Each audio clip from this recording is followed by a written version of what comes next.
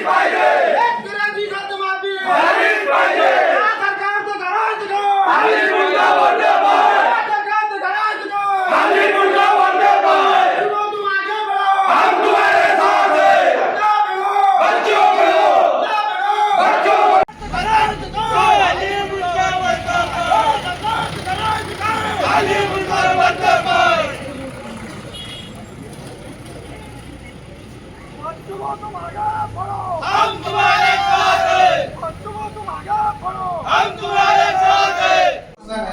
सर्वसाधारण लोकांना बोलले का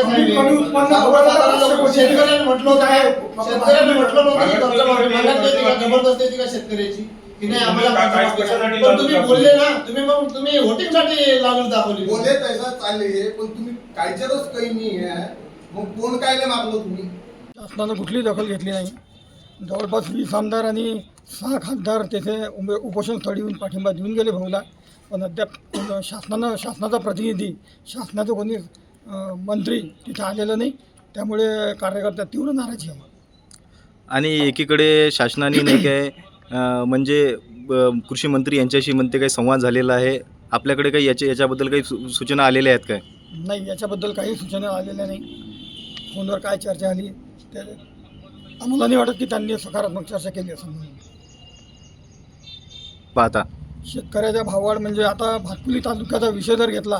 तर भातकुली तालुक्यातच 1 लाख एकर जमीन आहे आणि जर एका एकरावर 5 क्विंटल उत्पन्नावर 1000 रुपये जरी शासनाचा भाव कमी भेटला असेल तर 500 कोटीची लूट फक्त भातकुली तालुक्यातून शासनानं केलेली आहे म्हणून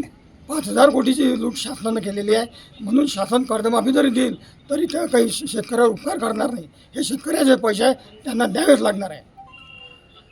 जर कर्जमाफी जर उपोषणात हा प्रश्न जर निकाली जर निघाला तर येणारा जो उपोषणाचा जो मार्ग राहील तो कोणत्या पद्धतीचा राहील हे उपोषण आता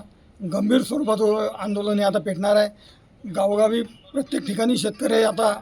जागृत झालेला आहे जर या उपोषणाची लवकरात लवकर दखल घेतली नाही तर प्रहार कार्यकर्ते सामूहिक आत्मदहन आम्ही कुठल्याही स्तरावर जाण्यास तयार आहे बच्चूभाऊसाठी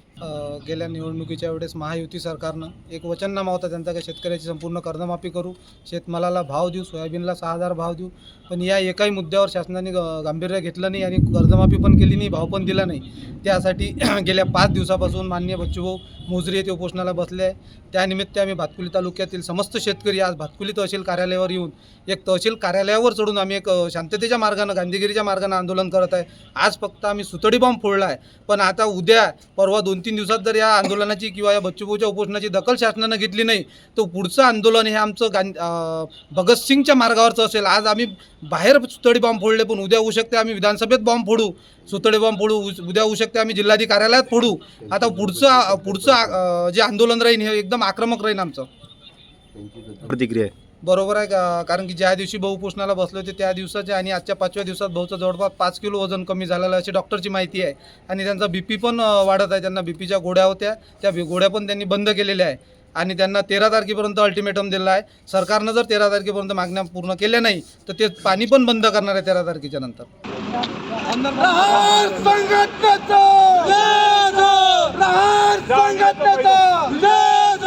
बच्चूभाऊ